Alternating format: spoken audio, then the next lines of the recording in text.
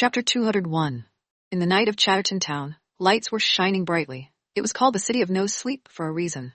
Kevin Kyle stood at the balcony and looked at the lights from the thousands of houses outside. He smoked one cigarette after another and didn't stop.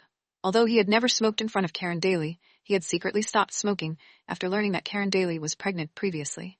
Similarly, 3 years ago, because Karen Daly suddenly disappeared from his side, he began to be obsessed with the smell of tobacco again.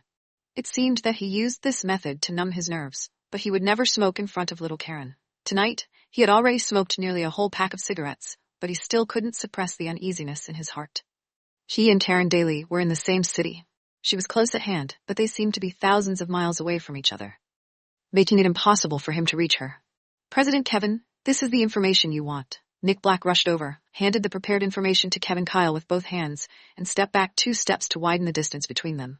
Kevin Kyle put down the cigarette butt in his hand, opened the folder quickly, and flipped through it. Every time he flipped through a page, Kevin Kyle's face became more and more serious. Nick Black stood in front of Kevin Kyle. Looking at Kevin Kyle's face, he felt even more uneasy. After 3 years of searching, no clues were found. When the hope in their hearts was getting smaller and smaller, the person who they had been looking for 3 years suddenly appeared. She appeared so suddenly and without warning. Moreover, judging from the information he got today, it was obvious that someone was playing a cat-and-mouse game with them. In this game, the other party was a cat, and the other party regarded them as mice. Kevin Kyle didn't speak for a long time. Nick Black was anxious for his orders and couldn't help asking, "Boss, what should we do now?" Kevin Kyle threw away the documents in his hand and said in a cold voice, "Don't do anything for the time being." Kevin Kyle had always been thoughtful. After reading the information, he quickly analyzed the causes and consequences of the matter. 3 years ago, he also suspected it. But because he couldn't find any definite evidence, he didn't dare to come to a conclusion easily. He didn't want to wrong his most trusted families, but today he understood everything. 3 years ago, the cremation had been deliberate, and the car accident had also been deliberate. It was a trick to cremate Karen Daly before he returned to Chatterton Town. Except for his most beloved grandfather, Kevin Kyle had never expected that there would be a second person who could do such a perfect job. But there was one thing that he couldn't understand. If it was done by his grandfather, how could Karen Daly fall into Samuel Daly's hands? How could she forget all the things in the past? What kind of unknown secrets did his grandfather and Samuel Daly have? What have they done to Karen Daly? Thinking of this, Kevin Kyle inhaled sharply. His fingers were clenched so tightly that they turned white. His heart ached so much that waves of attacks came one after another. But now there was no time for him to feel heartache. There were more important things waiting for him to do. Samuel Daly had been hiding with Karen Daly for 3 years, and now he took Karen Daly back to Chatterton Town and made Karen Daly appear in front of him. Kevin absolutely had reason to believe that Samuel Daly must want to take advantage of Karen Daly to get something from him. Karen Daly had forgotten all the things in the past, so Samuel Daly seized Karen Daly's weakness and made Karen Daly treat him, this horrible criminal, as her father. Now in Karen Daly's heart, Kevin Kyle was just a stranger to her. Samuel Daly was her closest and most trusted person. Therefore, Kevin Kyle couldn't do anything to Samuel Daly, let alone bring Karen Daly back from Samuel Daly's side. Now, he must find a way to remind Karen Daly of the past. He must find out Samuel Daly's real purpose. Only in this way could he ensure that Karen Daly would not be hurt and return to his side willingly. Samuel Daly was not surprised that Karen Daly would meet Kevin Kyle because he had tried his best to arrange everything that happened today. He found out that Kevin Kyle would be on a TV program today, so he tried his best to pick up a similar slot for Karen Daly. As long as they appeared in the same place on the same day, they would have a great chance to meet each other. Today, he had been guarding outside the TV station and saw Kevin Kyle chasing after Karen Daly. When he saw Kevin Kyle following Karen Daly, he also knew that they had gone through the elevator incident together. At first, he was worried that something wrong might happen to his plan. But when he saw Karen Daly's expression at night, all his worries were gone. As long as Karen couldn't remember the past memories, she would be a powerful weapon.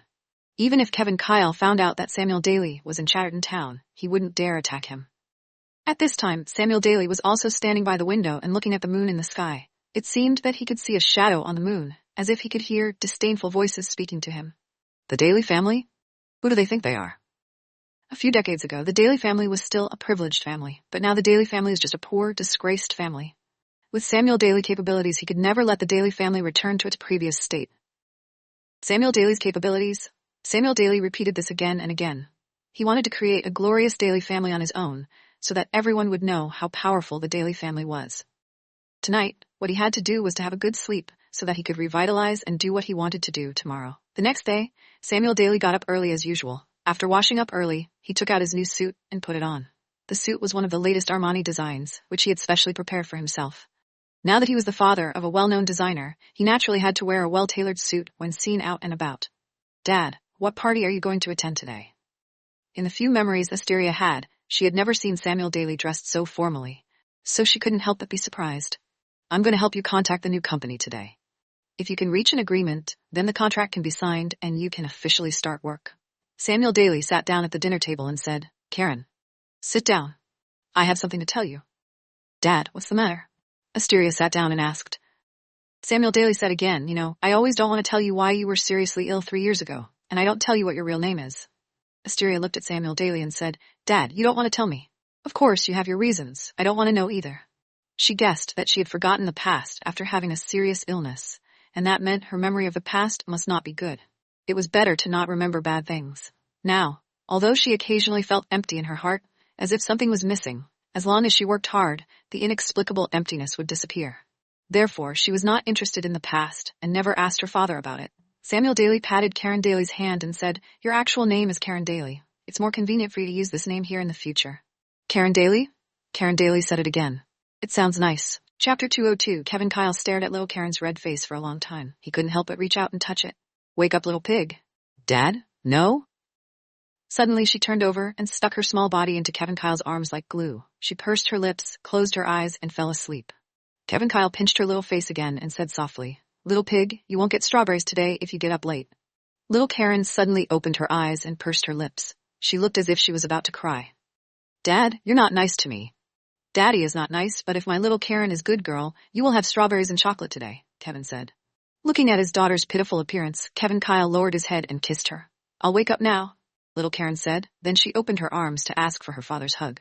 "Okay, Daddy will carry you. My little Karen is really cute," Kevin Kyle said as he hugged her. He lowered his head and patted her little face a few times. "Then let's go wash our faces and brush our teeth."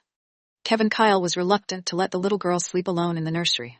So in the past 3 years he slept with the child and took care of her very carefully. Every morning he got up and coaxed little Karen to wake up, which was his happiest time of the day.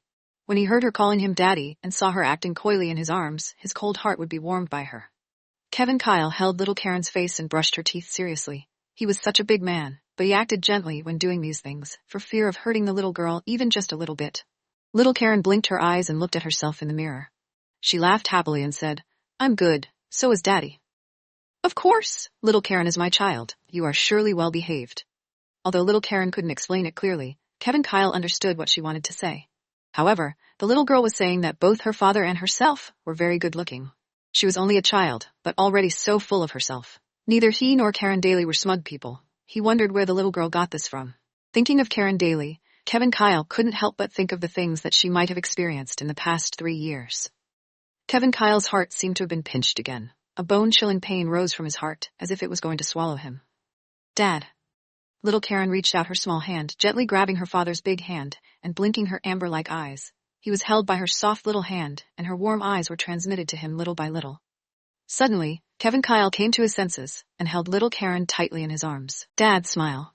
Little Karen was small, but her mind was extremely sensitive. She could see that her father seemed to be unhappy at this time. "With my Karen here, Dad is very happy." "Karen wants Daddy to smile." "Okay, I will smile, and you'll give half of your strawberries to me. Are you willing to do that?"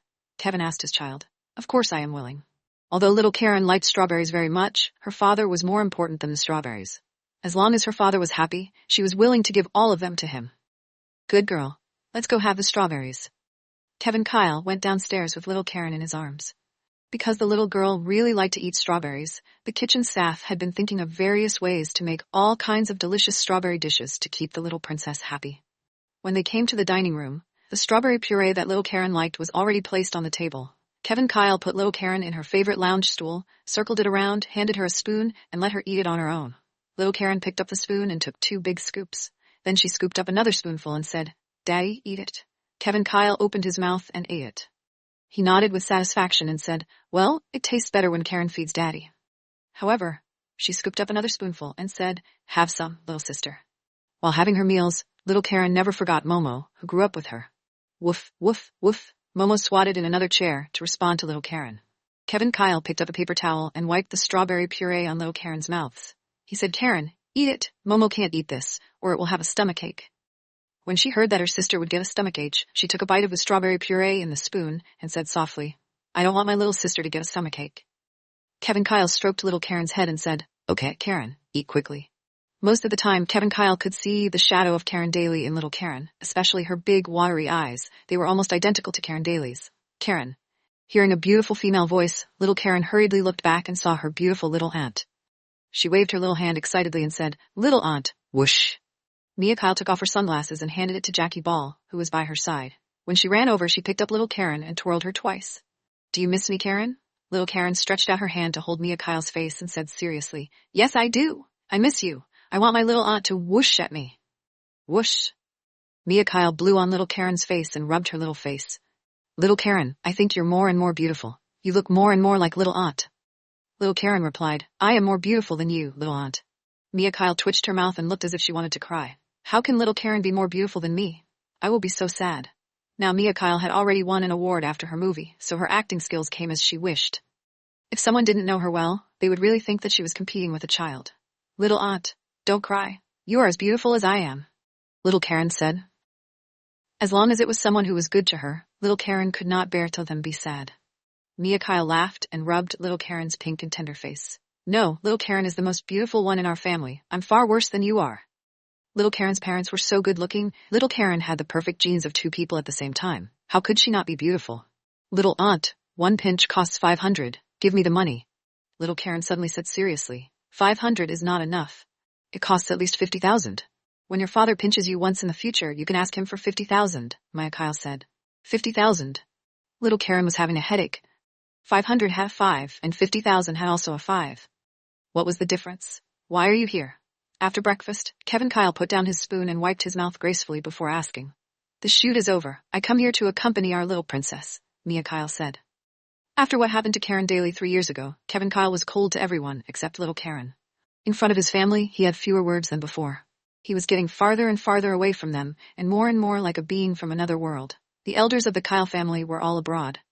After Mia Kyle graduated, she often came to Secret Garden because she had been filming in the country all year round. She also had a closer relationship with little Karen. "Daddy, I'll play with little aunt." Mia Kyle would play with little Karen like a child. Little Karen naturally liked this little aunt of hers. Kevin Kyle came over and kissed little Karen on her face. "Karen, play with little Ann at home today. I'm going to work now. Call Daddy when you miss me."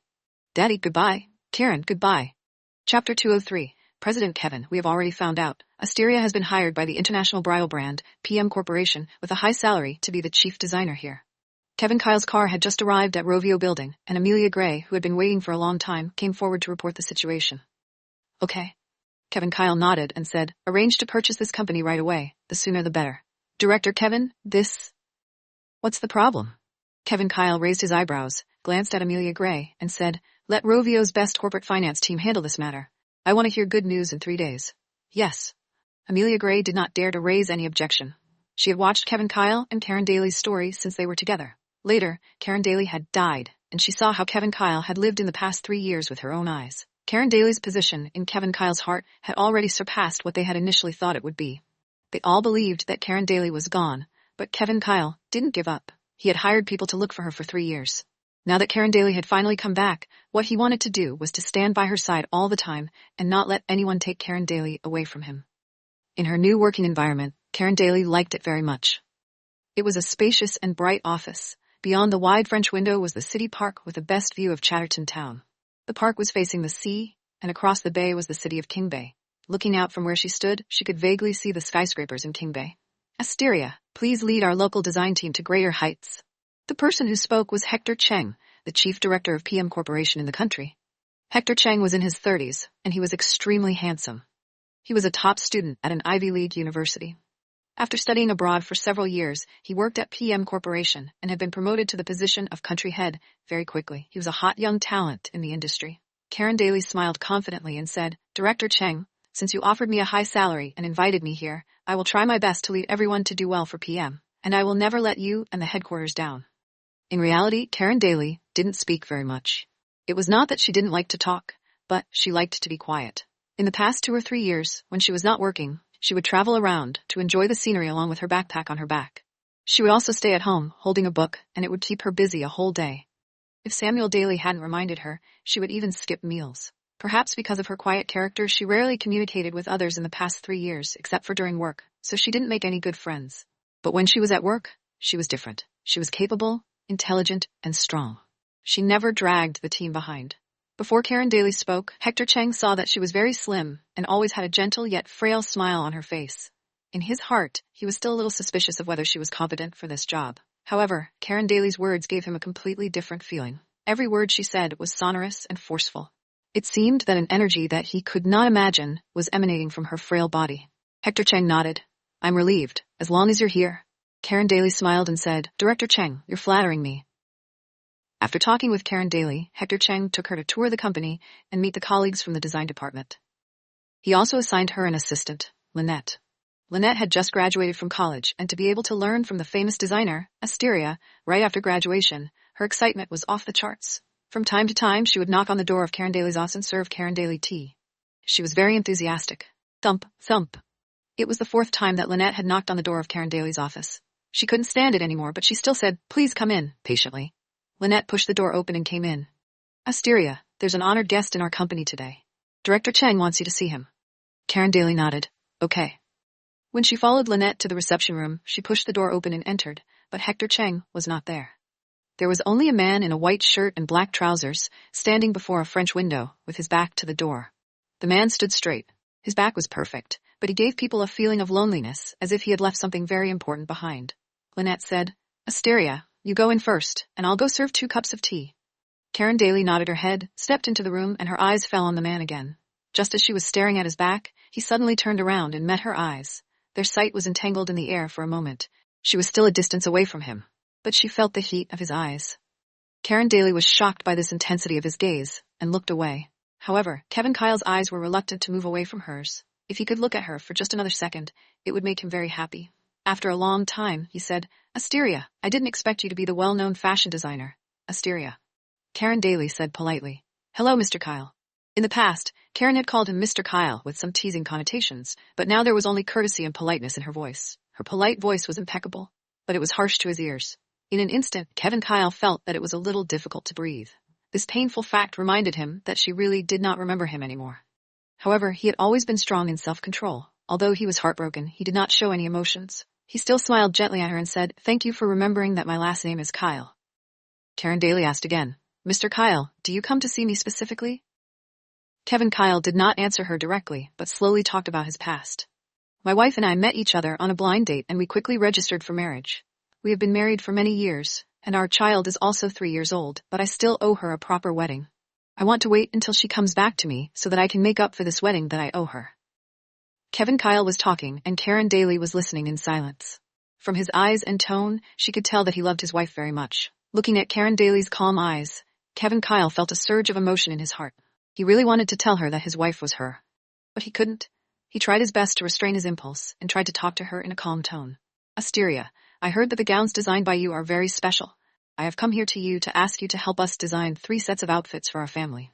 Karen Daly nodded. There's no problem with that. You can tell me your requirements, and I'll try my best to satisfy them.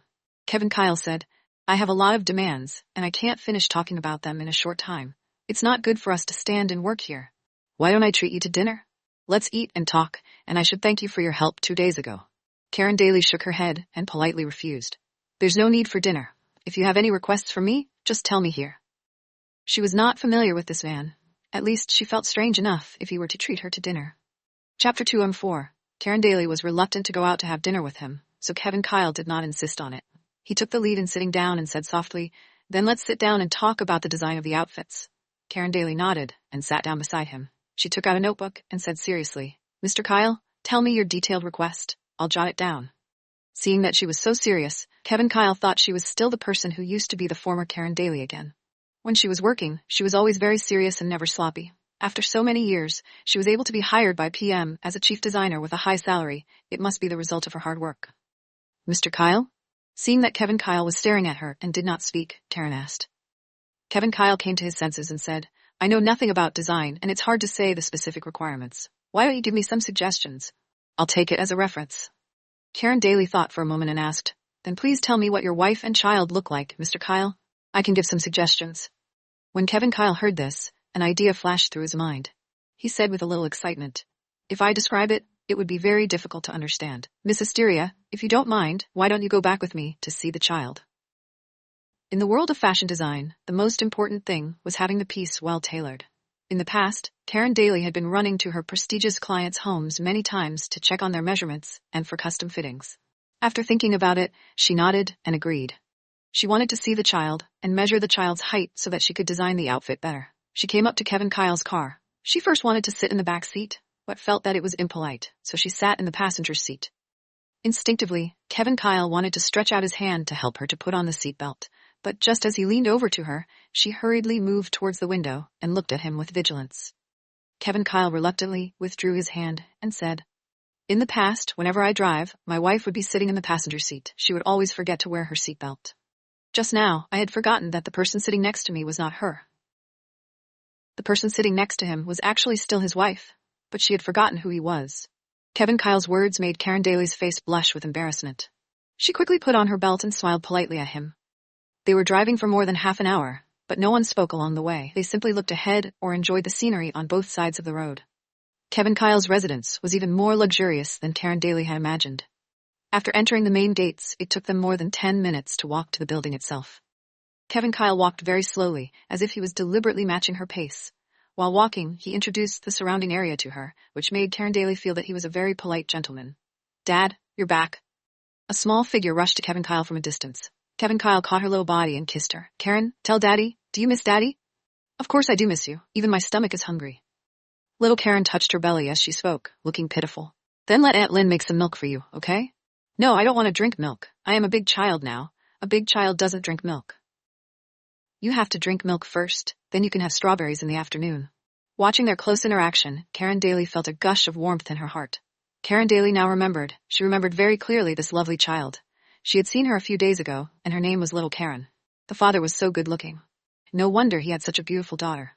However, she vaguely remembered that Little Karen had told her that her mother is flying in the sky. Thinking of this, Karen Daly felt a little sad in her heart, and her clear eyes fell on Kevin Kyle's face. She remembered what he had said earlier that day. He said that when his wife returns to his side, he would put on the wedding dress for her personally. What exactly was going on? Had Little Karen's mother disappeared, or had she passed away? Thinking of how such a young child had lost a mother, Karen Daly suddenly felt a little distressed. Her eyes fell on Little Karen, and she couldn't bear to look away. Kevin Kyle noticed Karen Daly's gaze and thought in his heart, would she remember anything about their child? If she could recall even by a little bit, it would be good. After waiting for a long time, Karen Daly kept looking at Little Karen. Kevin Kyle then asked, "Do you want to hug her?" Can I?" Karen Daly wanted to hug the child very much. She really wanted to hug her.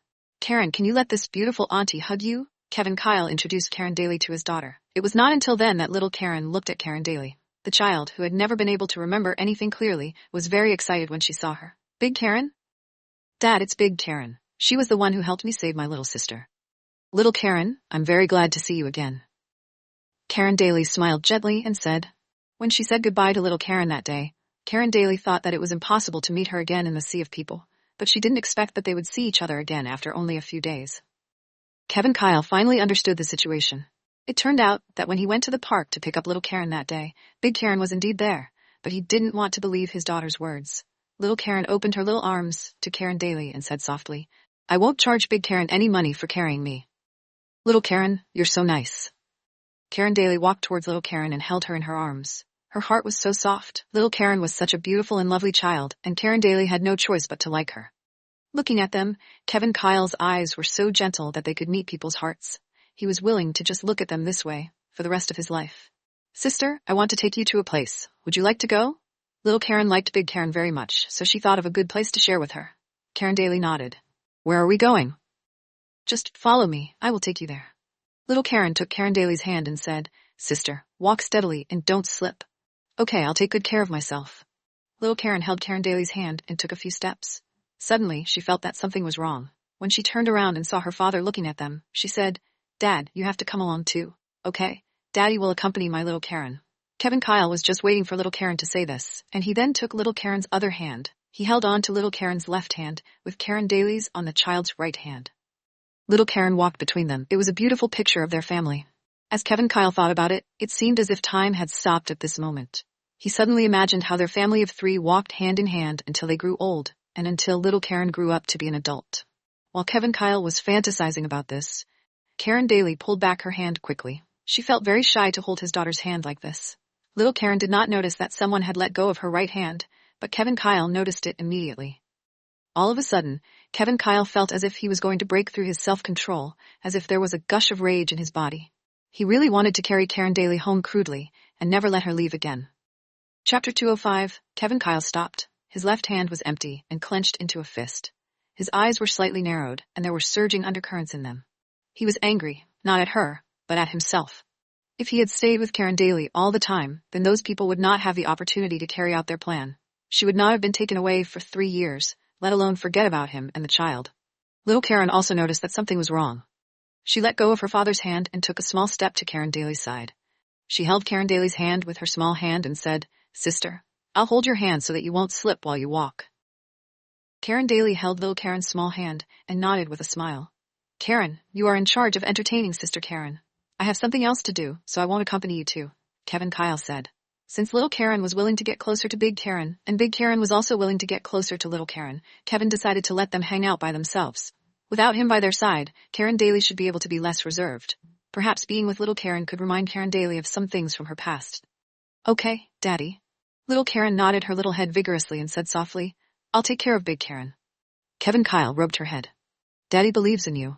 He looked at Karen Daly and said softly, "I have something to attend to. I'll be back later." Karen Daly nodded with a smile. "Daddy, go and do your work."